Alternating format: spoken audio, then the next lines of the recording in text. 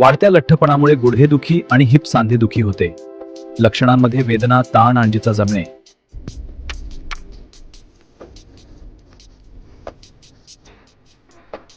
वाढत्या लठ्ठपणामुळे गुडघेदुखी आणि इतर आजार होऊ शकतात. नियमित आरोग्य तपासणी करा. वाढत्या लठ्ठपणामुळे गुडघेदुखी. आरोग्य संदेश. जास्त BMI व्यक्तीच्या उंची आणि वजनावरून शरीरातील चरबीचे प्रमाण असलेल्या लोकांना गुडघ्याचा ऑस्टिओआर्थरायटिस अस्थिसंधिवात होण्याचा धोका 4 ते 5 पट जास्त असतो, तर लठ्ठपणामुळे हिप ऑस्टिओआर्थरायटिस होण्याचा धोका दुप्पट होतो, असे फ्रेमिंगहॅम हार्ट स्टडीमध्ये प्रकाशित करण्यात आले आहे.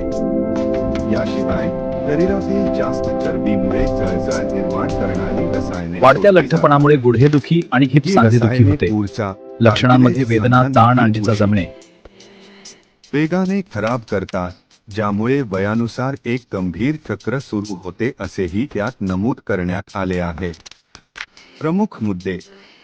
अनेक जणांमध्ये 40व्या वर्षी लक्षणे दिसू लागली आहेत. कारणे: बसून काम करणे, जास्त कॅलरीयुक्त आहार आणि शारीरिक हालचालींचा अभाव यामुळे लोक या आजाराला बळी पडत आहेत. प्रारंभिक लक्षणे: दीर्घकाळ बसल्यानंतर सांधे जड होणे, पाया चढण्यास त्रास होणे, सतत वेदना, ज्यामुळे तुमची झोप देखील विस्कळीत होऊ शकते. उपाय: थोडे वजन कमी केल्याने देखील सांधेदुखी कमी होऊ शकते.